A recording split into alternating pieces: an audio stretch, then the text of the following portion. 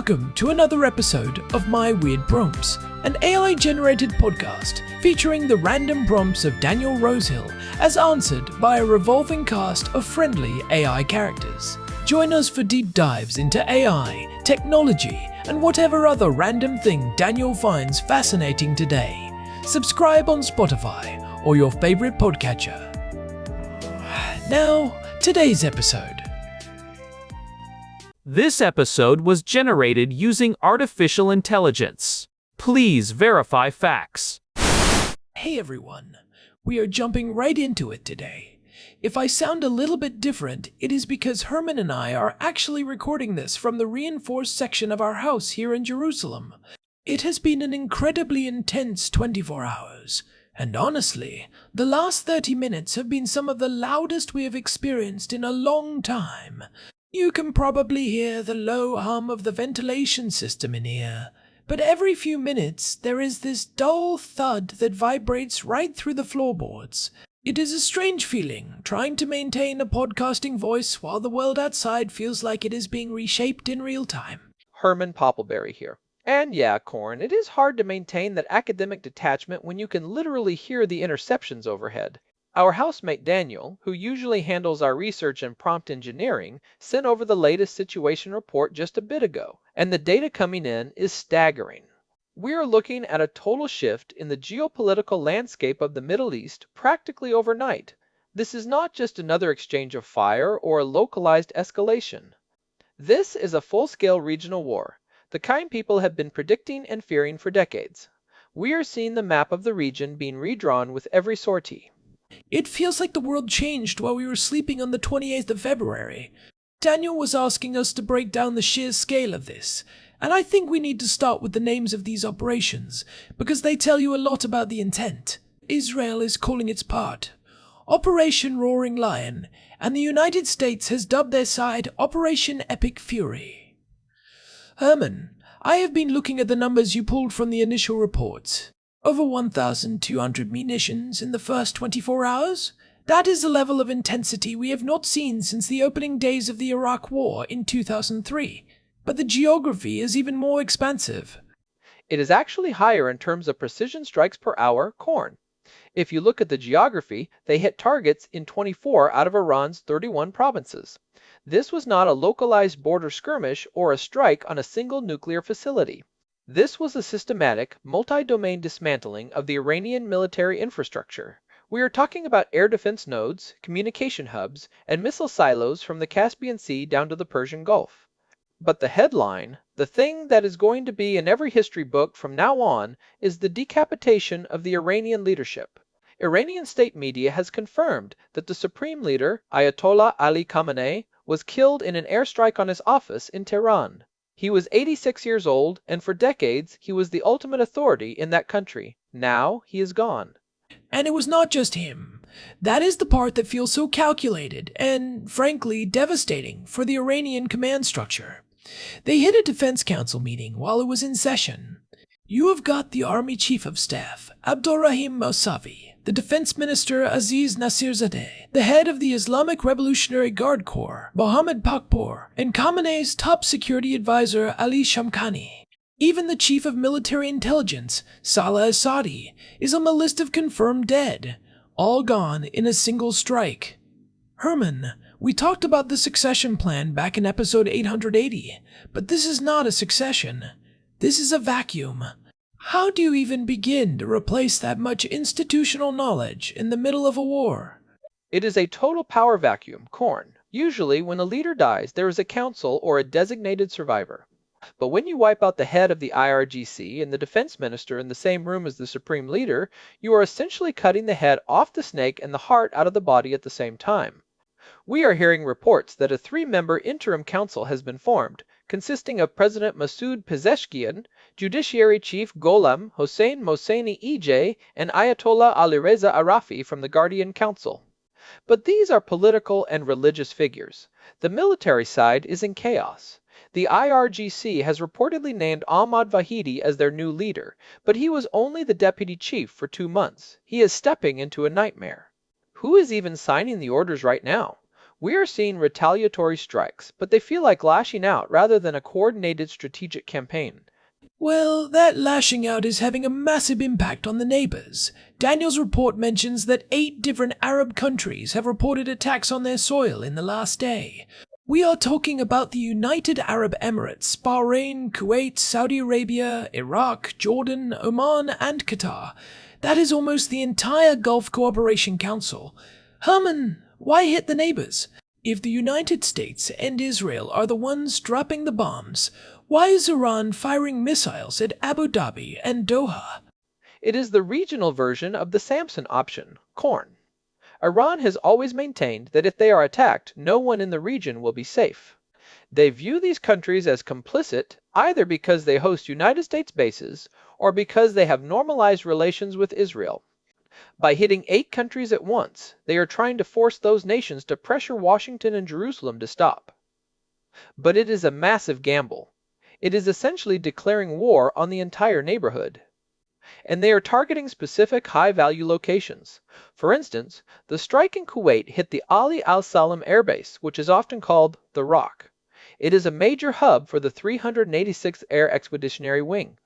When you hit a place like that, you are not just hitting a runway, you are hitting the logistical spine of the American presence in the Gulf. And we are seeing the cost of that. There was a death reported in Abu Dhabi and 8 people injured in Qatar. But the United States' involvement took a very dark turn today, too. 3 American service members were killed in action at that Ali al-Salam Air Base in Kuwait. Those are the first American combat deaths of this operation.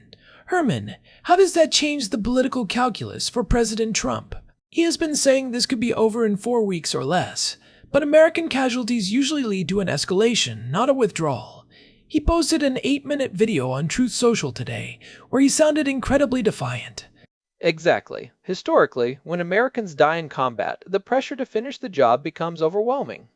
Trump has stated that the strikes will continue until all objectives are achieved, which he defines as the total destruction of Iran's nuclear and missile capabilities. But he also left a door open, saying he is willing to talk to whatever is left of the Iranian leadership. He even offered immunity to IRGC members who surrender. The problem is, as we just discussed, we are not entirely sure who has the authority to surrender. If you are a mid-level commander in the IRGC right now, do you pick up the phone or do you fire everything you have left before you get hit too? The fragmentation of the command structure makes a negotiated peace almost impossible in the short term. That brings us to what is happening right here, literally in our backyard. We mentioned the strike 30 minutes ago here in Jerusalem. Magen David Adom is reporting at least 7 people wounded from a ballistic missile strike just now. But the one that really hit me today was the news from Beit Shemesh. That is only about 30 kilometers from us. A ballistic missile hit a residential neighborhood, destroyed a synagogue, and completely collapsed a public bomb shelter underneath it. 9 people are confirmed dead, and 40 are injured, with 11 still missing in the rubble. Herman, the technical side of this is what I wanted to ask you about. We're seeing reports of cluster munitions being used over central Israel. If that is true, that is a massive shift in tactics, right? It is a horrific shift, Korn. For those who do not know, cluster munitions are essentially large canisters that open up in midair and scatter hundreds of smaller submunitions or bomblets over a wide area. They are designed for clearing minefields or destroying tank columns in an open field. Using them over a civilian center like central Israel is indiscriminate by definition. The footage circulating online from this evening looks very convincing. You see these multiple flashes in the sky followed by a rain of small explosions on the ground. It means the Iranian side is moving away from trying to hit specific military targets and is now just trying to maximize civilian casualties and terror. It is a sign of desperation. When your command and control is gone, you stop aiming and you just start firing. It feels like the rules of engagement have just been thrown out the window, and it is not just happening on one side. We have to talk about the report from Minab in southeastern Iran. The Iranian Red Crescent is reporting 201 dead across the country, but the single deadliest incident was a strike on an elementary girls' school in Minab. 148 people killed, mostly children. Herman, when we see numbers like that, it makes you wonder about the precision of these 1,200 munitions we mentioned earlier. How does a girls' school become a target in an operation called Epic Fury? It is the tragedy of high-intensity urban warfare. Corn. Even with the most precise intelligence and the most advanced GPS-guided bombs, when you are dropping 1,200 munitions in 24 hours into a country with the population density of Iran, things go wrong. Collateral damage is a sterile term for something that is fundamentally a nightmare. Whether it was a technical failure of a missile, a piece of bad intelligence, or a secondary explosion from a nearby military target, the result is 148 families in Manab whose lives are destroyed. It is the human cost that often gets lost when we talk about map movements and regime change. We have to remember that behind every sitrep, there are people who were just trying to go to school or go to a synagogue. It really makes you realize the weight of Daniel's prompt today. This is not just a news update. It is a record of a moment where the entire world is holding its breath. We are seeing regional bases hit, civilian centers under fire, and the total collapse of a government that has been a pillar of the region's geopolitics since 1979. Herman, looking at the next 72 hours, what are you watching for? If the goal is a 4-week operation, what does day 3 look like? I am watching the Iranian regular army versus the IRGC. Often, we treat them as one entity, but they have different command structures and different loyalties. With the top leadership of both dead, do they stay unified? Or do we see the regular army try to distance itself to save the country from further destruction? I am also watching the oil markets. You cannot hit 8 Gulf countries and not expect a massive shock to the global economy. We are already seeing reports of oil prices spiking, which will affect everything from transport to food prices globally. And finally, I am looking at the diplomatic back channels. Is there anyone left in Tehran who can actually negotiate a ceasefire, or are we looking at a total state collapse? If the Interim Council cannot establish control over the various IRGC factions, this 4-week timeline is going to look very optimistic. It is a lot to process, and honestly, hearing the sirens and the thuds in the distance while we talk about this makes it very real. We are lucky to have a safe place to sit and record this, but so many people in Beit Shemesh, in Manab, in Kuwait, and right here in Jerusalem do not have that luxury tonight. It reminds me of what we discussed in episode 470 about navigating global crises. The information moves so fast that it is easy to get overwhelmed by the sheer volume of it. But the specifics matter. The fact that it was a synagogue in Beit Shemesh, the fact that it was a girls' school in Manab, those details are what stop us from becoming numb to the numbers. That is a vital point, Korn. And speaking of specifics, I want to circle back to the Jerusalem strike from 30 minutes ago. Magen David Adom is still on the scene, and Israel police are currently sweeping the area for debris. This is important because of those cluster munitions. Cluster submunitions often have a high failure rate, meaning they do not explode on impact but become de facto landmines. They are often shiny or oddly shaped, which unfortunately makes them attractive to children. If you are in the area, do not touch anything that looks like a small metal canister. The danger persists long after the sirens stop. It is that second-order effect we always talk about. The immediate strike is the news, but the lingering danger is what changes daily life for weeks or months. Right. It is going to take a long time to clear these areas. It really underscores the escalation. Using those in a city is a choice to leave a lethal legacy for years to come. It is a desperate move. All right, we are going to go check on Daniel and see if there are any more updates on the Jerusalem impact site.